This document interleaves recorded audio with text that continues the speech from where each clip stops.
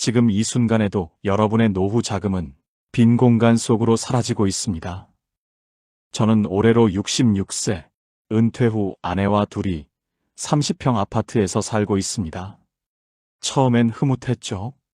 하지만 1년이 지나고 깨달았습니다. 집이 우리 삶을 조금씩 갉아먹고 있다는 사실을요. 아이들이 대학 가고 직장 가고 결혼해서 나가고 나니 방 2개가 그냥 비어 있더군요. 처음엔 나중에 애들이 놀러 오면 쓰겠지 했습니다. 그런데 애들이 얼마나 자주 오나요? 한 달에 한 번? 2달에 한 번? 그 사이에 빈 방은 그냥 먼지만 쌓입니다. 청소할 곳은 많고 관리비는 계속 나갑니다. 매달 관리비가 얼마나 나올까요? 30평 아파트 관리비가 평균 30만 원에서 35만 원입니다. 겨울철 난방비라도 조금 더 쓰면 40만 원 넘는 건 일도 아니죠. 평균 잡아서 1년이면 420만 원, 10년이면 4,200만 원입니다. 차 한 대 값입니다. 더 무서운 건 뭔지 아십니까? 10년 뒤 이 집을 팔고 싶을 때입니다. 그때가 되면 이 30평 아파트는 누구도 원하지 않는 거대한 짐이 되어 있을 거라는 겁니다. 여러분, 우리 나이대 자산의 70% 이상이 어디에 묶여 있는지 아십니까? 바로 집입니다. 그런데 이 집이 자산이 아니라 짐이 되는 순간 여러분의 노후는 무너집니다. 오늘 저는 여러분의 소중한 자산을 지키기 위해 아주 냉정하게 말씀드리려 합니다. 관리비 폭탄을 피하는 주거 공식부터 미래에도 오를 집의 5가지 조건, 그리고 10년 뒤에도 웃으며 팔 수 있는 망하지 않는 집의 3가지 기준까지 하나하나 짚어보겠습니다. 시작 전 이 영상이 도움되신다면 구독과 좋아요 부탁드립니다. 여러분의 클릭 하나가 더 많은 동년배에게 이 정보를 전하는 귀한 힘이 됩니다. 일부 30평 아파트의 배신. 과거의 국민 평형, 지금은 여러분도 기억하실 겁니다. 1990년대, 2000년대만 해도 30평이면 충분하다는 말이 있었죠. 저도 처음 집을 샀을 때가 30평이었습니다. 1998년쯤이었을 겁니다. IMF 직후였는데 집값이 많이 떨어져 있었습니다. 그때 용기를 내서 30평 아파트를 샀습니다. 당시 분양 광고를 보면 30평형이 항상 맨 앞에 나왔습니다. 국민평형 30평, 내 식구가 살기 딱 좋은 크기. 실제로 그랬습니다. 부부의 자녀 둘, 내 식구가 살기에 딱 좋은 크기였습니다. 방 3개에 거실 하나. 아이들이 각자 방을 쓰고 부부가 안방을 쓰고 거실에서 가족이 모여 TV도 보고. 저희 집도 그랬습니다. 아들이 방 하나 쓰고 딸이 방 하나 쓰고 저희 부부가 안방 쓰고. 딱 맞았습니다. 그때는 30평이 가장 인기 있는 평형이었습니다. 분양 공고가 나면 30평형이 가장 먼저 마감됐죠. 실제로 30평에 살면서 행복했습니다. 아이들이 자라는 모습을 보면서 이 집에서 추억을 많이 만들었구나 생각했죠. 그런데 요즘은 어떨까요? 30평은 이제 끝났습니다. 요즘 30대, 40대 젊은 가족들을 보면 30평 아파트를 선호하지 않습니다. 제 아들 녀석도 그렇습니다. 작년에 결혼하면서 집을 알아보는데 30평은 처음부터 제외하더군요. 아버지, 30평은 너무 커요. 관리비도 많이 나오고 청소할 때도 많고 우리네도 하나만 낳을 건데. 제 아들만 그런 게 아닙니다. 요즘 젊은 세대는 대부분 20평대 후반이나 아예 소형 평형을 선호합니다. 왜 그럴까요? 이유는 명확합니다. 첫째, 관리비 부담입니다. 30평은 관리비가 월 35만 원 정도 나옵니다. 그런데 25평은 25만 원 정도입니다. 한 달에 10만 원 차이. 1년이면 120만 원. 10년이면 1200만 원입니다. 젊은 세대는 이 돈을 아깝다고 생각합니다. 둘째, 자녀 수가 줄었습니다. 우리 세대는 자녀를 둘, 셋 낳았습니다. 그러니 방이 3개 필요했죠. 그런데 요즘은 어떻습니까? 한 명 낳거나 아예 안 낳습니다. 출산율이 0.7명입니다. 그럼 방이 3개나 필요 없는 겁니다. 셋째, 효율성을 중시합니다. 젊은 세대는 쓰지 않는 공간을 낭비라고 생각합니다. 빈 방 하나 때문에 관리비를 더 낼 바엔 차라리 작은 집에 살고 그 돈으로 여행 가는 게 낫다. 이게 요즘 세대의 생각입니다. 넷째, 환금성이 떨어집니다. 30평은 가격이 애매합니다. 부자들은 40평, 50평을 삽니다. 서민들은 20평대를 삽니다. 그럼 30평은 어중간합니다. 누구한테 팔아야 할지 모호합니다. 이걸 끼인 평형이라고 합니다. 위로도 못 가고 아래로도 못 가는 평형. 여러분, 이게 무슨 뜻인지 아십니까? 10년 뒤, 20년 뒤, 이 집을 팔려고 할 때 아무도 사지 않을 수 있다는 겁니다. 30평은 이제 끼인 평형입니다. 제가 최근에 부동산 중개업소를 몇 군데 돌아봤습니다. 중개인들한테 물어봤습니다. 요즘 30평 잘 팔려요? 대부분 이렇게 답하더군요. 글쎄요, 30평은 좀 안 나가요. 부자들은 더 큰 평형 찾고, 서민들은 작은 평형 찾고, 30평은 좀 어정쩡해요. 실제로 매물도 많이 쌓여 있습니다. 30평 아파트가 몇 달째 안 팔리는 경우가 많습니다. 가격을 내려도 안 팔립니다. 왜일까요? 수요가 없기 때문입니다. 과거엔 30평이 국민 평형이었습니다. 지금은 30평이 끼인 평형입니다.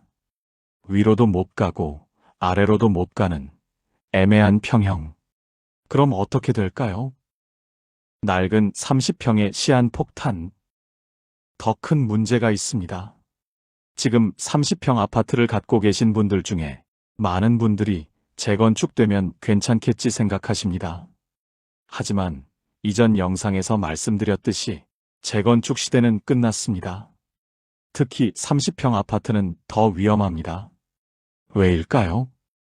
첫째로, 재건축 조합원 동의가 안 나옵니다.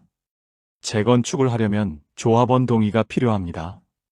보통 75% 이상 동의해야 합니다. 그런데 30평 아파트 주민들을 보면 나이 드신 분들은 이렇게 생각합니다. 나는 여기서 조금만 더 살다 갈 건데 왜 분담금 내고 10년 기다려? 젊은 분들은 이렇게 생각합니다. 분담금 5억, 10억 내고 10년 기다릴 바엔 그냥 새 아파트 하나 사는 게 낫지. 그러니 동의율이 안 나옵니다. 둘째, 설령 재건축이 된다 해도 30평은 손해입니다. 재건축을 하면 보통 평형을 늘립니다. 30평을 40평으로, 40평을 50평으로. 그럼 분담금이 엄청나게 늘어납니다.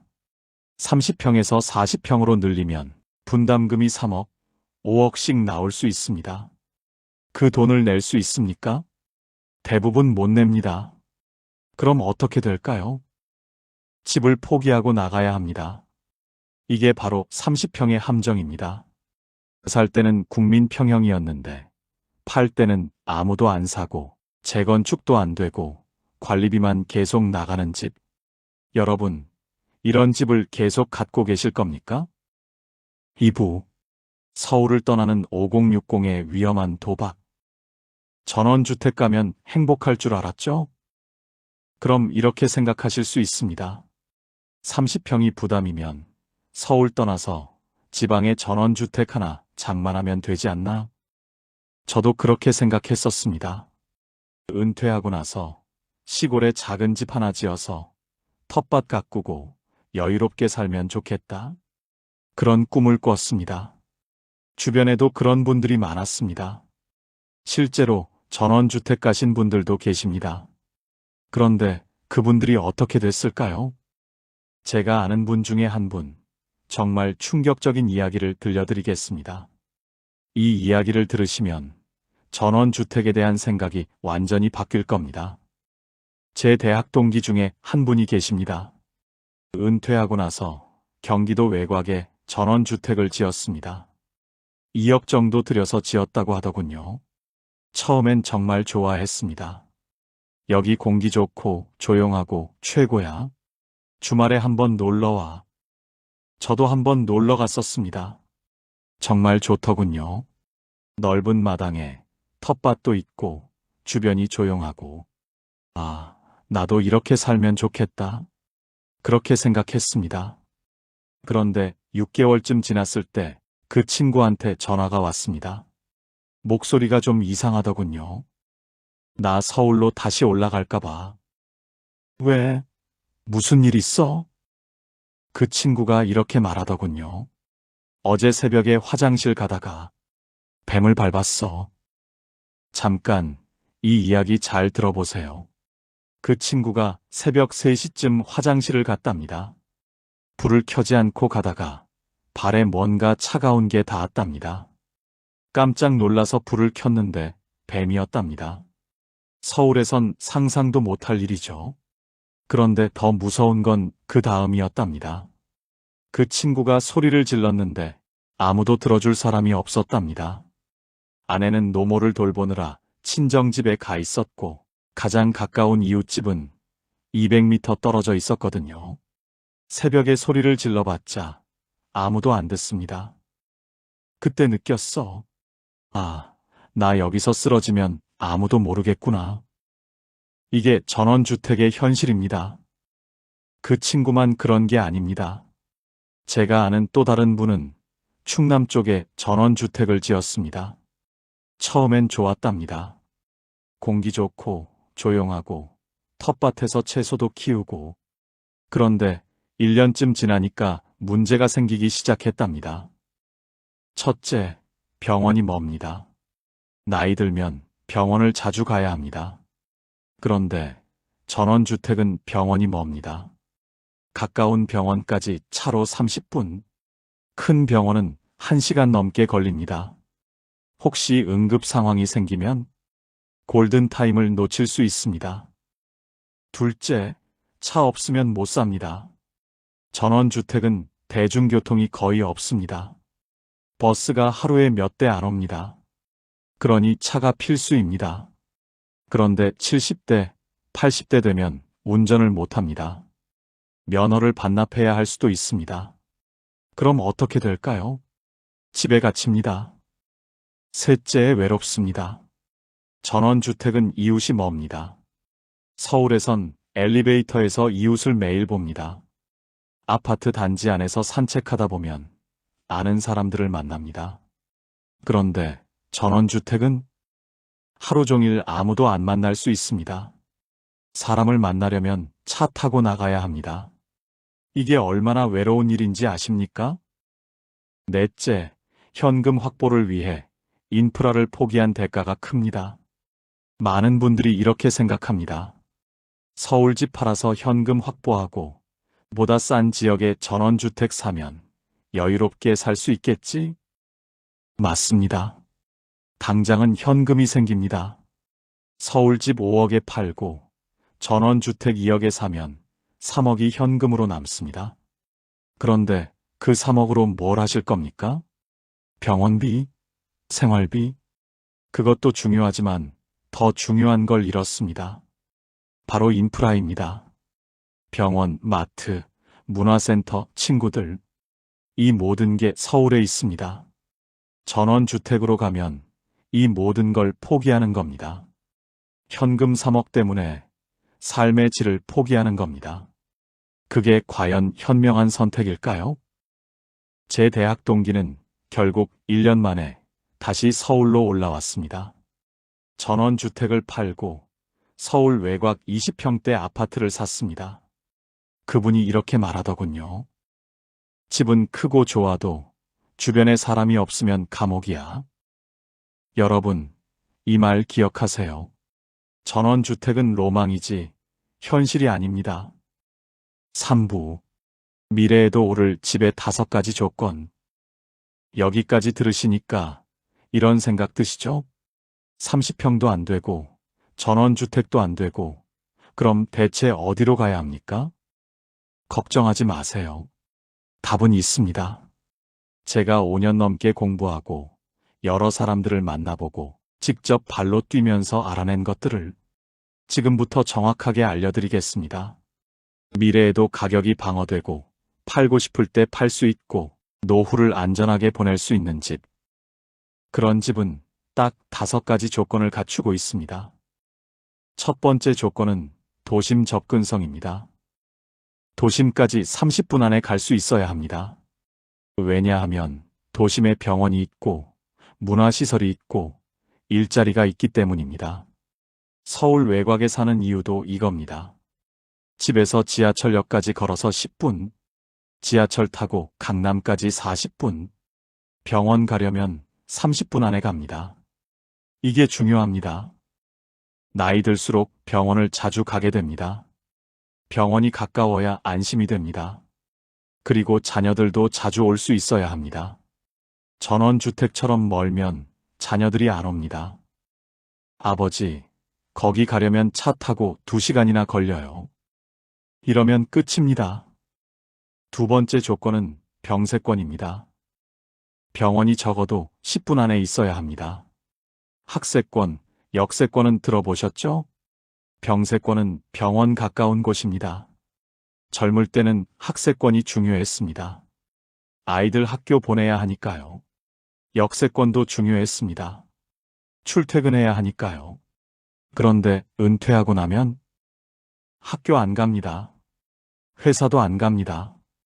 그럼 뭐가 중요할까요? 병원입니다. 나이 들면 병원을 자주 갑니다. 일주일에 1번, 심하면 일주일에 2~3번 갑니다. 그때마다 차 타고 30분, 1시간 가야 한다면 정말 힘듭니다. 그러니 병원이 가까운 곳, 걸어서 10분 안에 갈 수 있는 곳. 이게 진짜 황금 입지입니다. 제가 사는 곳도 그렇습니다. 걸어서 10분 거리에 동네 내과가 있고 30분 거리에 종합병원이 있습니다. 이게 얼마나 편한지 모릅니다. 세 번째 조건은 소형화입니다. 20평에서 25평 사이가 적당합니다. 왜일까요? 첫째, 관리하기 쉽습니다. 나이 들면 청소하기 힘듭니다. 30평은 청소할 곳이 많습니다. 방 3개, 거실, 주방, 화장실 2개. 다 청소하려면 하루가 갑니다. 그런데 20평대는 방 2개, 거실, 주방, 화장실 하나. 금방 끝납니다. 둘째, 관리비가 적게 나옵니다. 20평대는 관리비가 월 20만 원 정도입니다. 30평은 35만 원. 한 달에 15만 원 차이. 1년이면 180만 원. 10년이면 1,800만 원입니다. 셋째, 환금성이 좋습니다. 20평대는 수요가 많습니다. 젊은 부부도 사고, 1인 가구도 사고, 은퇴자도 삽니다. 팔고 싶을 때 바로 팔 수 있습니다. 이게 얼마나 중요한지 아십니까?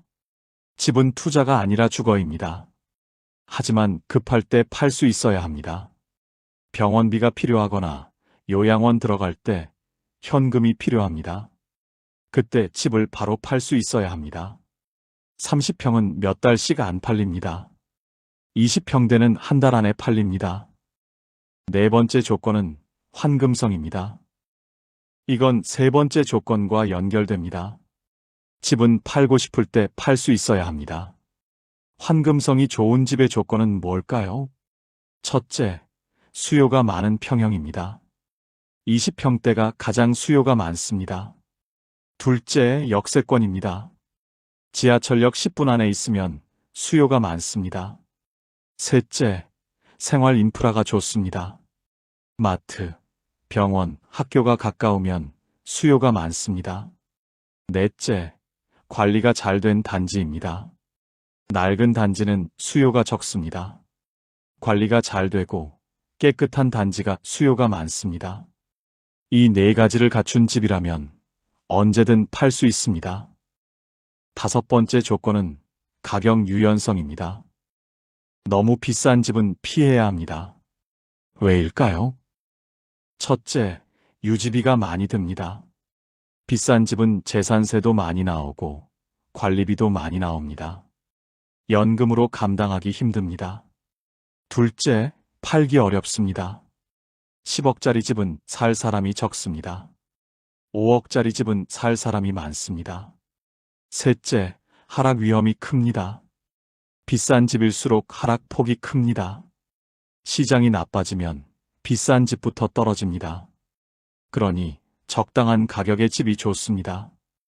서울 외곽이나 경기도 주요 지역 기준으로 20평대가 5억에서 8억 사이입니다.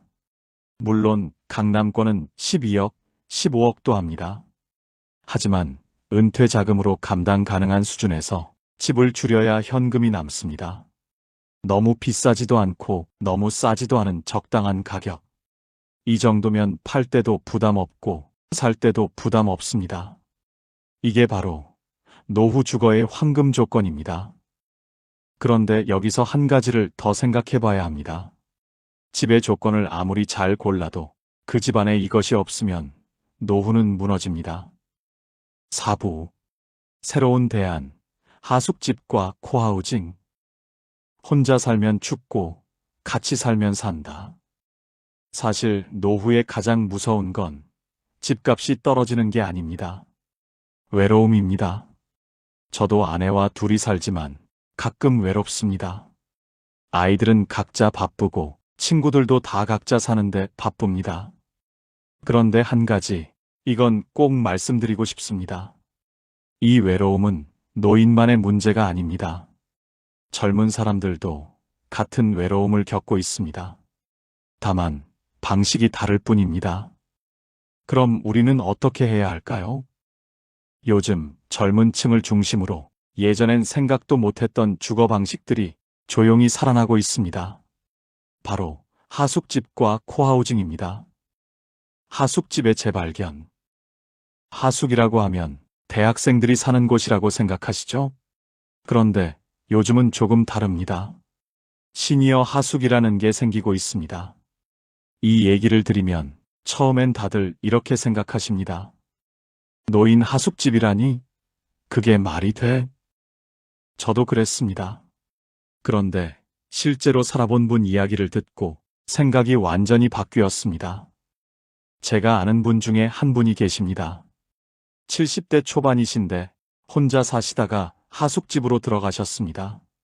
그분 말씀이 이게 생각보다 정말 좋다고 하시더군요. 왜 좋을까요? 첫째, 외롭지 않습니다. 사람이 있습니다. 아침에 얼굴 보고 밥 먹을 때 말 섞고 저녁에 TV 같이 봅니다. 이게 생각보다 큽니다. 둘째, 관리가 편합니다. 하숙집은 집주인이 관리를 해줍니다. 청소, 빨래, 식사 준비 이런 걸 다 해줍니다. 나이 들어서 이런 거 하기 힘든데 대신 해주니까 편합니다. 셋째, 비용이 저렴합니다. 하숙비가 월 60만 원에서 80만 원 정도입니다. 식사 포함입니다. 혼자 살면서 식비, 관리비 내는 것보다 오히려 저렴할 수 있습니다. 넷째, 안전합니다. 혼자 살다가 쓰러지면 아무도 모릅니다. 하지만 하숙집에서는 주인이 매일 확인합니다. 밥 먹으러 안 나오면 방에 가서 확인합니다. 이게 얼마나 안심이 되는지 모릅니다. 그래도 하숙이 부담스럽다면 또 다른 선택지도 있습니다. 코하우징의 가능성. 코하우징은 또 다른 형태입니다. 비슷한 또래에 마음 맞는 사람들이 모여서 같이 사는 겁니다.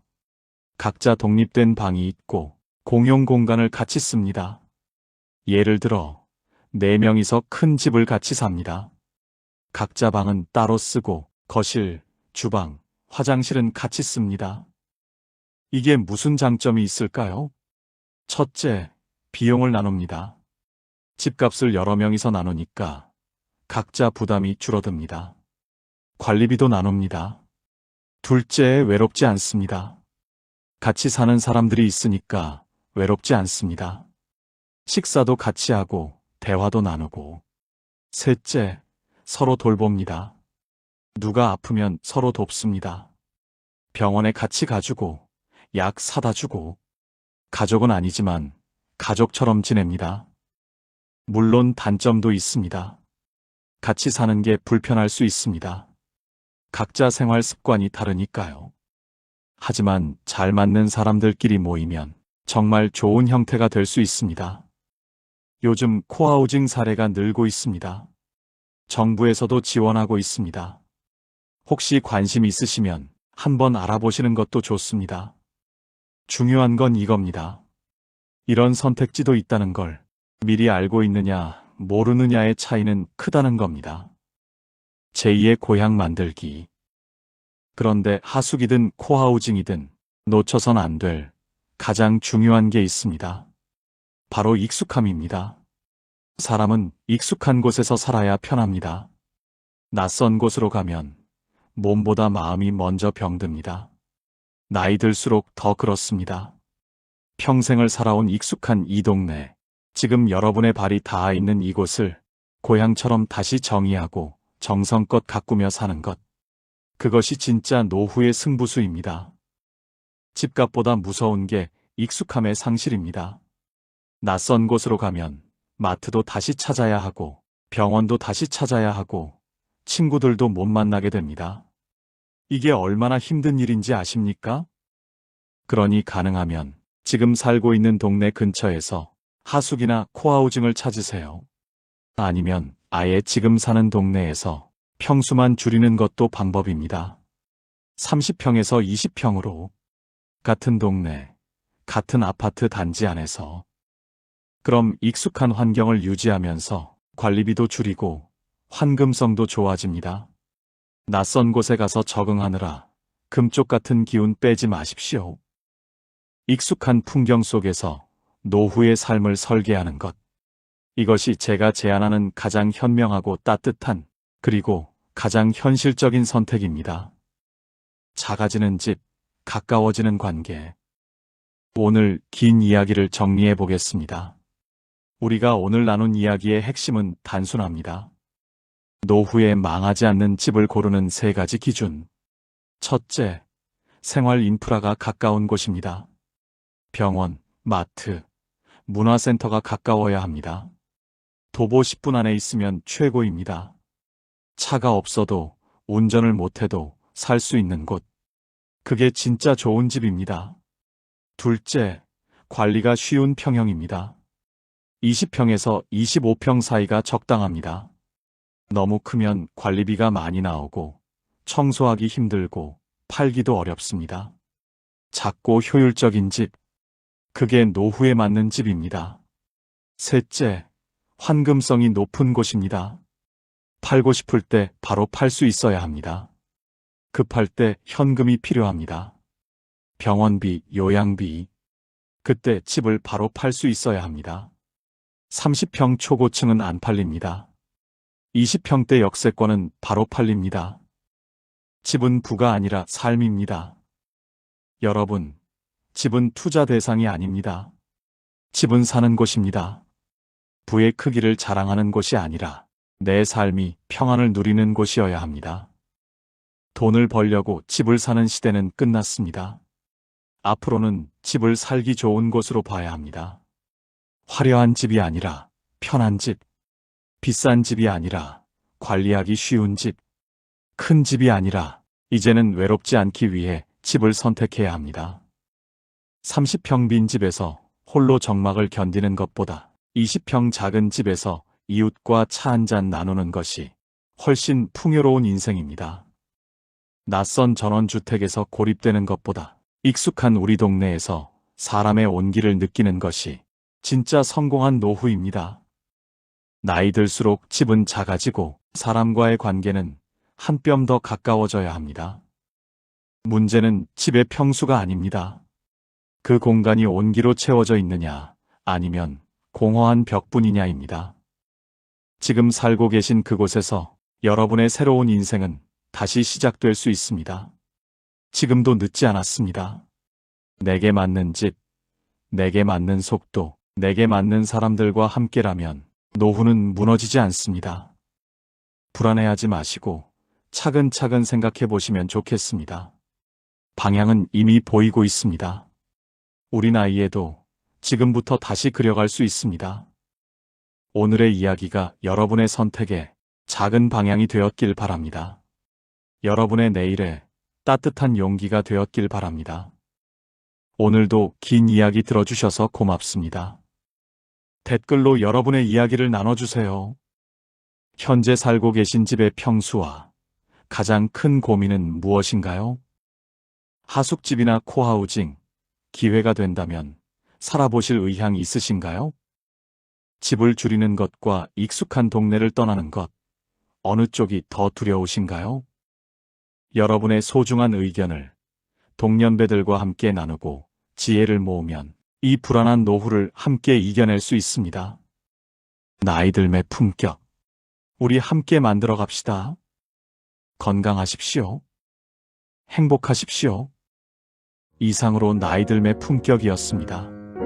황금빛으로 물들어가는 여러분들의 건강하고 행복한 인생 이막을 응원합니다. 끝까지 시청해 주셔서 감사합니다.